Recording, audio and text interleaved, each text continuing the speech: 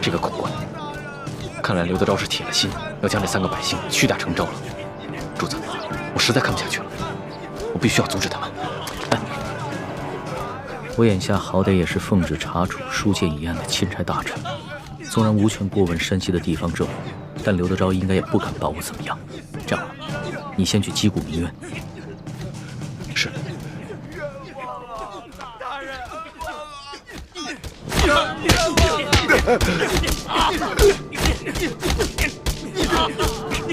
大人，你干什么呢？要干什么？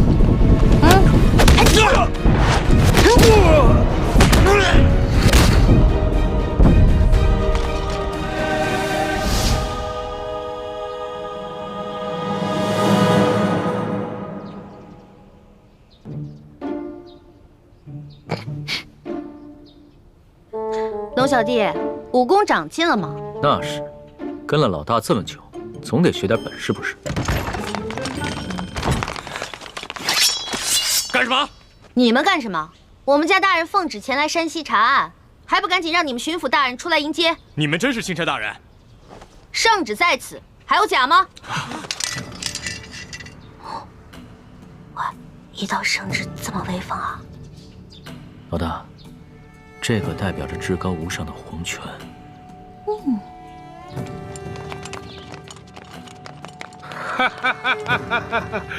龙大人，刘德昭恭迎钦差大人。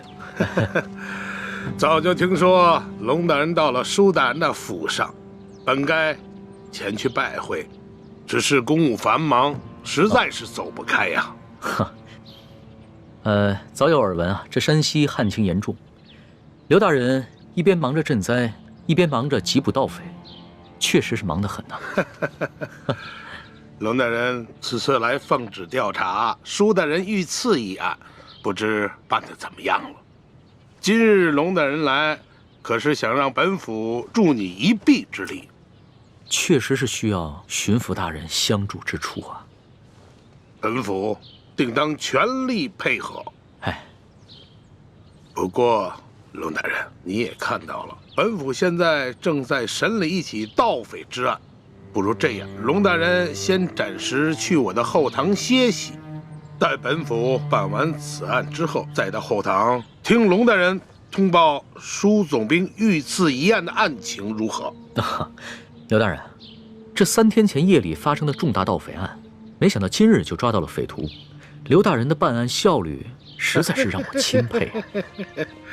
刘大人，不知本钦差是否可以在此旁观刘大人审案呢？龙大人呐，你不过是奉旨来查办舒总兵遇刺一案的，这盗匪之案呢，与舒案呐，没有任何之相关联。哎呀，若是要旁听的话，不太合适吧？刘大人，本钦差只是旁观而已，绝不干扰刘大人办案。再说了，等本钦差回了宫以后啊，这皇上问起在山西的见闻，我也好将刘大人的这高效办案的美名上达天听啊！哎呀，龙大人若是执意要旁听的话，那就堂上请。哎，请，请。刘大人，这3个就是劫银劫粮的盗匪吗？不错，现下人证物证俱在，可是他们抵死不招。大人，老朽实属冤枉啊！大人，刘大人，不知有何人证物证，可否给本钦差瞧瞧？龙大人，你可是奉旨前来查办舒总兵遇刺一案，好像这个案子与你的案子没有任何关系吧？你只静静的旁观就好了。这具体的案情，本府无可奉告。王13、谢大牛、胡二狗，你们现在可冤招了！冤枉啊！大人，冤枉啊！小民冤枉啊！好一帮刁民！看来不动大刑，尔等是不会招供的。来呀！大刑伺候！大人饶命啊！大人，冤枉啊！大人，冤枉啊！冤枉啊！大人，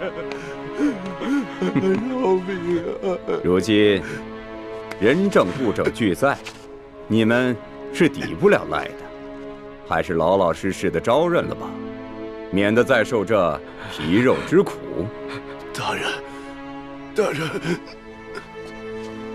老朽自打进了这个公堂，我就知道我不可能活着出去了。老朽经不起如此大刑，老朽冤诏啊，大人！胡二狗、谢大牛，你们呢？小人冤枉啊！大人，王十三，你就先招吧。大人，我招。大人，老朽我实在是不知道该招些什么呀。好，你们3个人那是办不了翻墙入室、劫官银官粮的大事的。你们必然还有其他的同伙，而那些同伙也必定不是普通人。那些人应该是盘踞在牛角寨上的潜明余孽，才会如此的胆大包天，是不是啊？大人，大人，您说是就是吧？那你就将如何勾结牛角寨贼人的经过，如实的招来吧。这经过，大人，老朽年老昏聩，这经过我实在是记不清了，就以大人调查的为准吧。好，那么你再想想，你又是如何联系胡二狗和谢大牛，去给牛角寨的匪徒做接应的？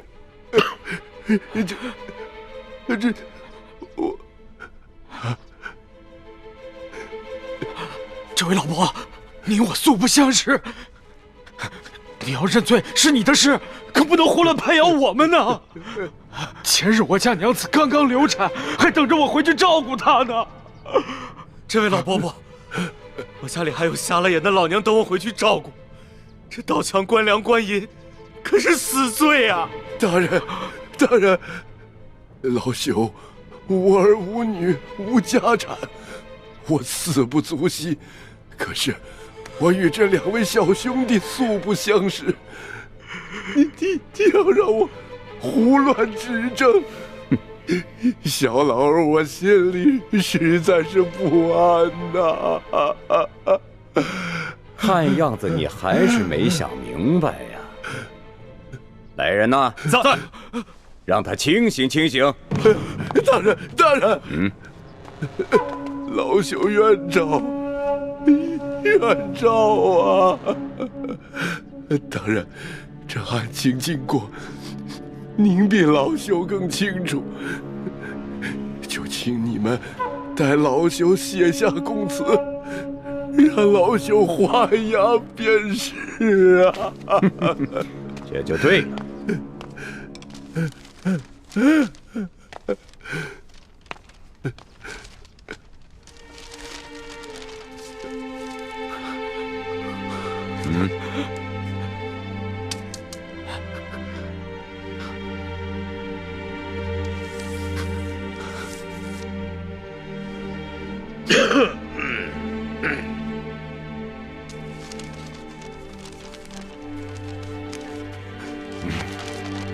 来人呐，在，把王13押下去。是。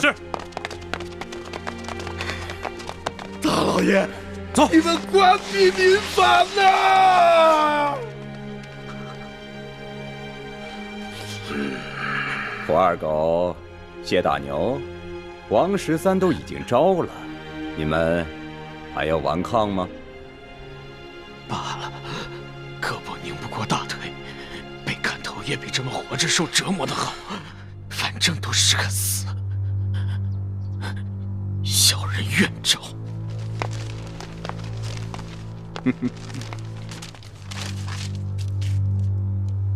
有劳大人转告小人娘子，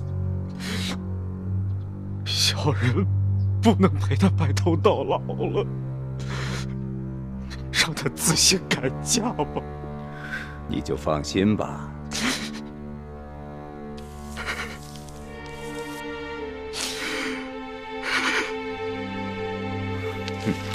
来人，在，把胡二给我带下去。是。走。哎呀，谢大牛，就剩下你一个人了，怎么着啊？你们这些狗官，简直丧尽天良！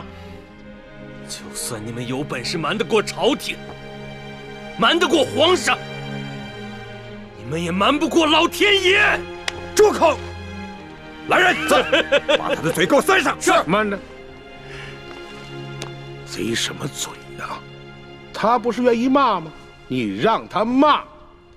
谢大牛，我告诉你，皇上远在紫禁城里，你就是把喉咙骂破了，皇上也听不见。现在呢，我就给你一次机会，你是直接画押呢，还是领教我这堂上诸般的刑法之后再画押呢？狗官，你不得好死！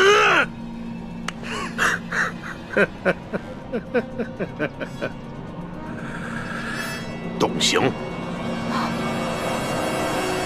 慢着，不能动刑。刘大人，想不到如此一起惊天大案，你们居然是如此办理的，真是让本钦差大开眼界。龙大人，有些事情你是不知道的。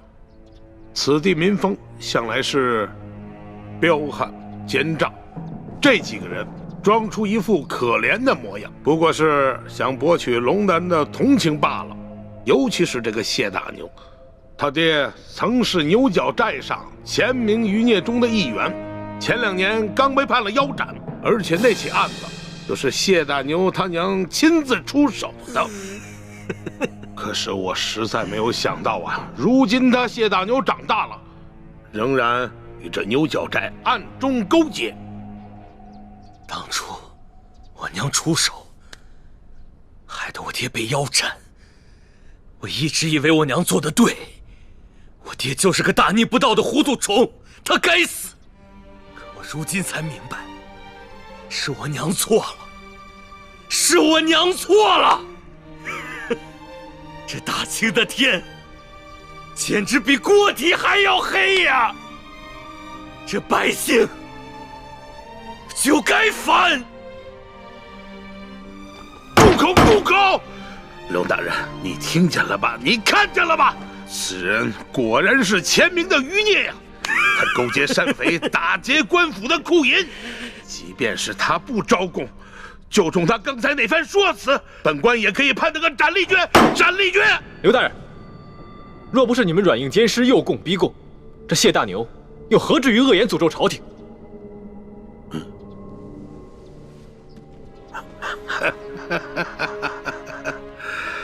龙大人啊，这2位，一个是您的贴身丫鬟，一个呢是您的贴身护卫，算起来也是您的奴才。可是你今天看看，他们2个竟然敢在公堂之上对本府出言不逊。龙大人，你平时对你的手下是不是未免太放纵了一些啊？刘大人，这公堂之上虽应分尊卑，但更应该论国法。你这个审案的手段，的确让人无法苟同啊！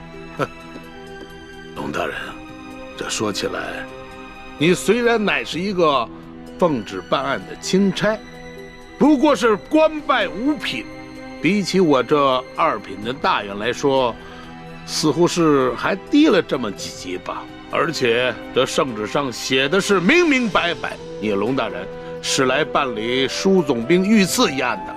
龙大人啊，你这干涉我地方的刑案，恐怕是不合体力吧？刘大人，下官的官职是比你低，可是你就不怕下官回了京城以后，向皇上交旨之时弹劾你吗？龙大人，皇上虽然年少，但他却是圣明的天子，我想他不会听一面之词的。龙大人啊，你这一路辛苦了，我看还是到后堂先歇息吧。待本府审完这起案子之后，再同你好好交流交流同僚之谊吧。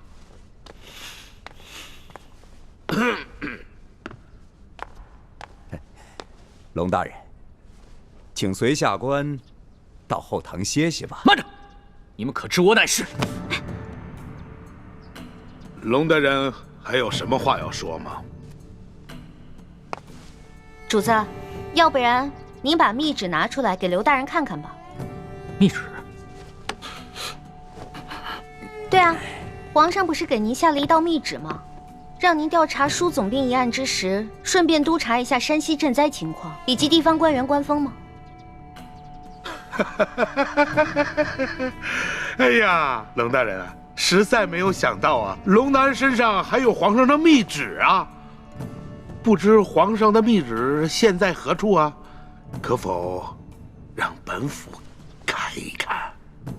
这密旨？这密旨啊，让奴婢小心翼翼地藏在行李箱里了。主子，要不然您随奴婢回去取一趟吧。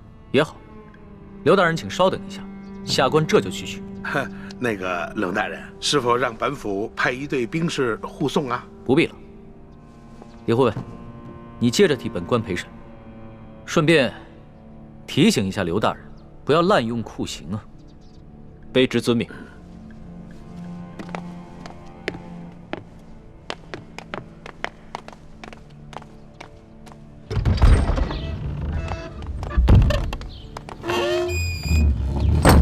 老大，现在怎么办？如果咱们拿不出密旨的话，刘德昭一定会说我们假传圣旨，到时候必定跟我们翻脸，那3个人就死定了。尤其是那个谢大牛，不死也得残废啊！哎，事到如今，只能造一封假的密旨喽。伪造密旨？这个刘德昭身为山西巡抚，又加兵部侍郎衔，乃2品大员。即使他不知道你长什么样，你的字他总归认识吧？老大，你疯了吧？这是我首次微服私访，毫无经验，我没有带上玉玺，也没有带上书写圣旨的龙文黄卷啊。万事都有变通的嘛，龙小弟。这个密旨肯定不能正式的写在龙文黄卷上啊！我们把宫里御用的花笺，加上你的御笔亲书，还有玉玺印鉴，拿出来给他看，肯定能唬住他了。不是，可问题就在于没有玉玺啊！我可以帮你搞定啊！我照着你圣旨上的玺印刻一个不就得了？你还会刻章啊？那当然了，老大我18般武艺样样精通，医药赌蛊、机关杂耍、金石篆刻都不在话下。走吧。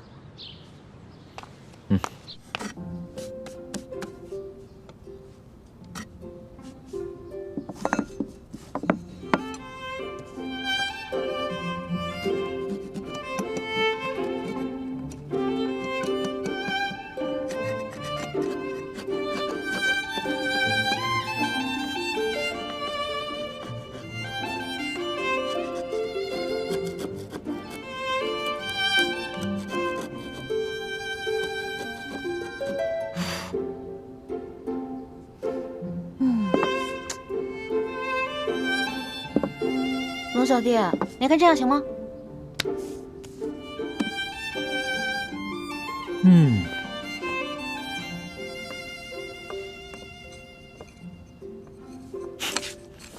老大，你这个篆刻的功夫果然和你的武功一样，不能深究啊。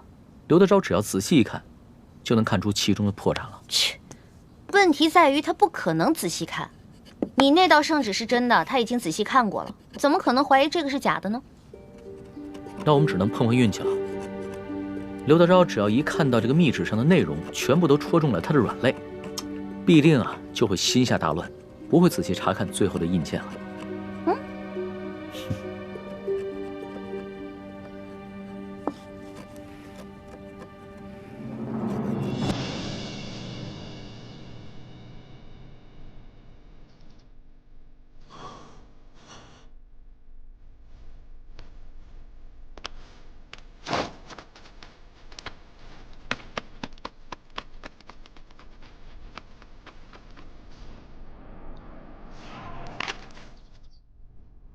李护卫，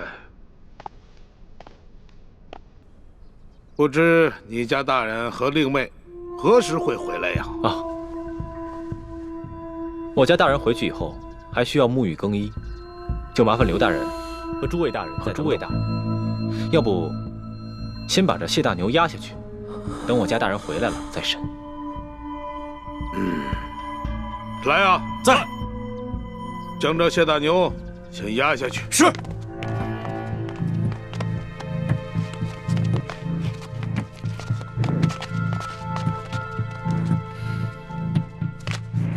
李护卫，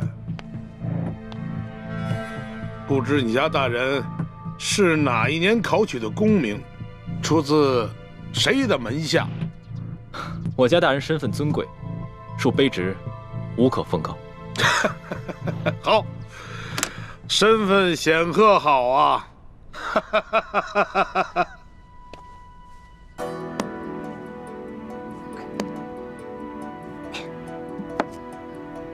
哇，大功告成！龙小弟，怎么奖赏我啊？奖赏？伪造官印已是杀头的大罪，这伪造玉玺是要诛九族的。龙小弟，什么意思啊？过河拆桥？我可是奉旨造假。我跟你开玩笑的。论到杀头的大罪啊，这几天我龙三犯的可不比你少。只不过老大，我真的很好奇，你到底是从什么地方来的？为什么会有这么多特殊的技能？我就是一个江湖混混啊，江湖小混混，自然要学得多一点，不然怎么混得开啊？对吧？相比于刘德昭啊，你更是让我大开眼界。亏你技艺不精，这个玉玺呢，你伪造的不能到以假乱真的地步，要不然的话，那可真就天下大乱了。龙小弟，我是不是做了什么忌讳的事儿啊？从此在你心里就记了我一笔了？没事儿，这要是别人呢，伪造玉玺，不管出于什么原因，我都不会轻饶了他。但是你嘛，我知道，你虽然天性顽劣，但是你一定不会做出什么让我不可原谅之事。虽然你嘴上这么说，但是我知道，在你心里已经对我有防备了。早知道我就不出这个馊主意了。另外想办法救那3个百姓啊。反正呢，我已经打定了主意，这次回宫以后，就一辈子把你拴在我身边。这样的话，你就不会犯下什么连我都保不住你的重罪了。我才不要在那个像金笼子一样的紫禁城里坐牢呢。君无戏言，记住我刚才说的话。可是你现在已经不是皇上啦，你是我的龙小弟啊。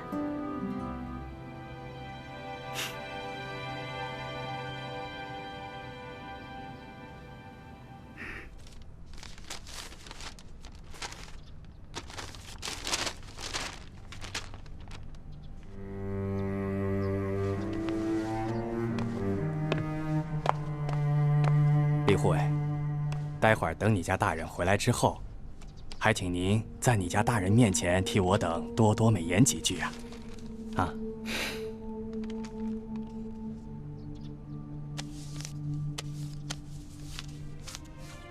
好说，好说。多谢。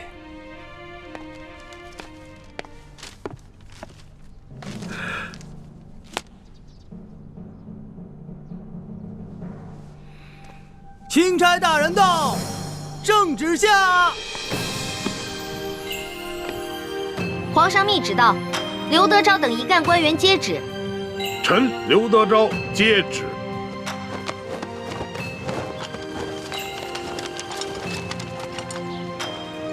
奉天承运，皇帝诏曰：着龙三为钦差大臣，在查办舒总兵遇刺案之时，监督查访山西赈灾之详情，以及地方官员之官风政绩，如实禀报，不得有误。吾皇万岁万岁万万岁！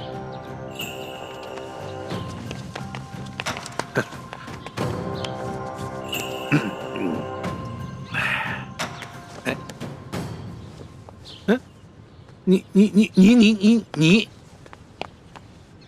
刘大人，这皇上的密旨可都听到了。这临出宫前啊，皇上再三叮嘱，一定要详查山西的赈灾详情，以及地方官员的官风政绩。那就有了各位大人多多配合了。哎呀，龙大人您就放心，我等自当竭尽全力的配合龙大人。龙大人这一路实在是辛苦了。这舒总兵的府邸的位置这么偏僻，而且呢，设施呢又这么简陋，实在是委屈龙大人了。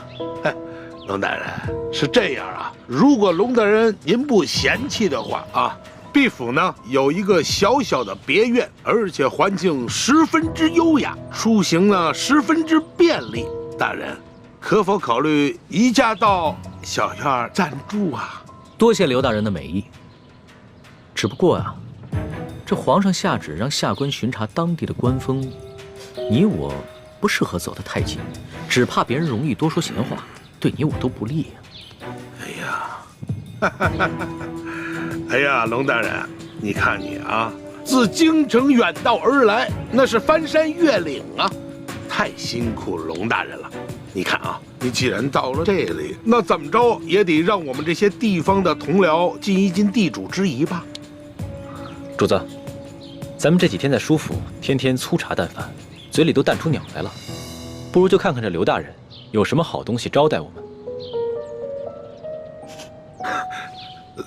鸟的，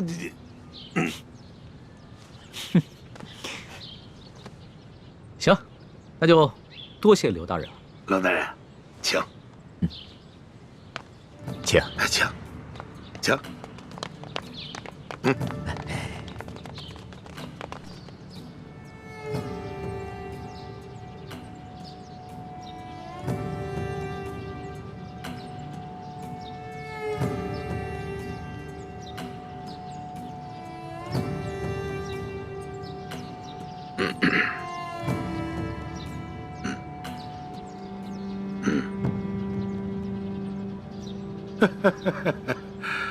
哎呀，龙大人啊，能够来此与我们这帮地方同僚小叙，实乃是我等荣幸之至啊！龙大人啊，咱们就别干看着了啊！这些呢，都是毕府的小厨做的一些家常小菜，不知可否合龙大人的胃口？来，龙大人尝尝，尝一尝。刘大人，哎，你这一桌佳肴，不见寻常的鸡鸭鱼肉，全是些难得的山珍海味。刘大人啊，你这家常小菜可比皇上御膳的规格还要高啊！龙大人说笑了啊，这是夸奖我啊。是这样，有菜不能没酒啊。来，龙大人，尝一尝，这可是啊，来，自西域而来的葡萄酒，冰镇之后口感更佳。来，尝一尝。来，二位你们也随意。外面赤日炎炎，焦土千里，没想到刘大人府上还有这冰镇的葡萄美酒啊！不怕龙大人笑话，本府呢体胖怕热，故而呢在这家中多挖了几口冰窖，每到隆冬之时呢，就会大量的取些冰块，以度炎夏。刘大人，会享福。此次山西等省大旱，这皇上啊，在紫禁城里是食不下咽，寝不安枕，麻衣素食1个月之久，还赐龙血抄佛经，这才求得一场甘霖。看来这做天子的，真是不如这做臣子的逍遥自在啊！哎呀，龙大人，此话严重了啊！来，吃菜，来吃菜啊！大人请。刘大人，不必忙活了。你这一盘盘的佳肴，在本钦差的眼中，就是民脂民膏；一杯杯美酒，就是黎民血泪。恕本钦差难以下咽。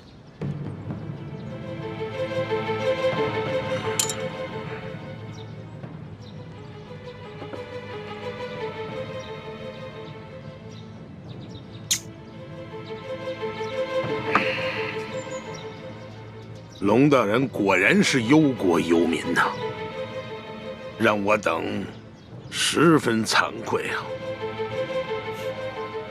你有什么话，不妨直说，我等洗耳恭听。刘大人，咱们也不必拐弯抹角了。你我已算是心照不宣，我只要求刘大人做好3件事情。不知哪3件？第一，放了王13等人，还有那日你在你小舅子园外抓捕的那些灾民，全部无罪释放，并加以赔偿。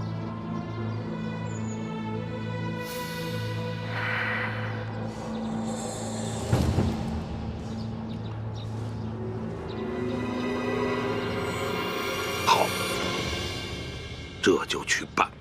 第二，把囤积的粮食全部发放给灾民，把那些借机哄抬粮价、大发国难财的奸商全部都抓起来，严惩不贷。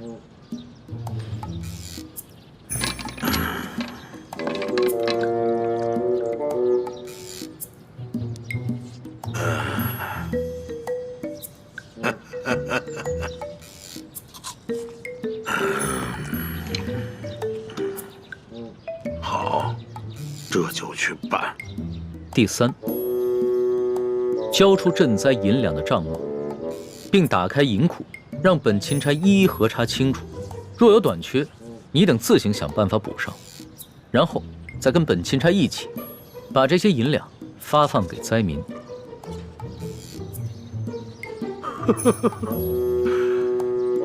二位没觉得这个天儿格外的闷热吗？是啊，热得很。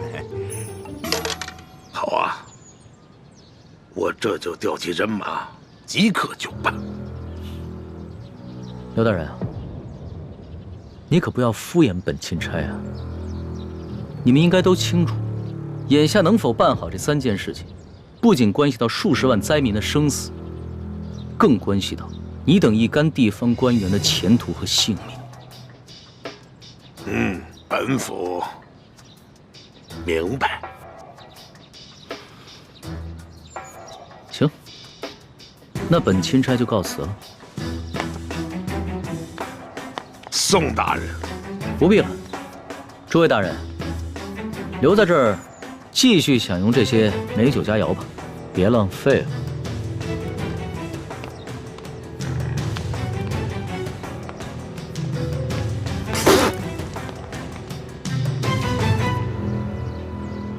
易欢，你真是太不知天高地厚了，居然敢刻假玉玺！你知不知道，你这可是犯了帝王的大忌。虽然皇上表面上夸奖，但你知道他内心是怎么想的吗？我知道啊，我当时说完就感觉到了，他心里肯定不开心了。可是现在反悔也没办法了呀。叔父，易欢也是救人心切，他一向心性单纯，不明白帝王的复杂心思，现在埋怨他也没用了。本来就是啊，我以为我在帮他解围，而且是他让我刻的，谁知道会这样。朱哥哥，我是不是又办傻事了？是有点傻，但是我不怪你。我们本来就跟康熙势不两立，翻脸也是早晚的事情。好在眼下他跟我们还算是同一条船上的人，就算是对我们起了防备之心，也只能暂时和我们维持眼下的关系。你不必过于自责。从小到大你都这么包容我。你呀，我早晚得死在你们2兄妹手里。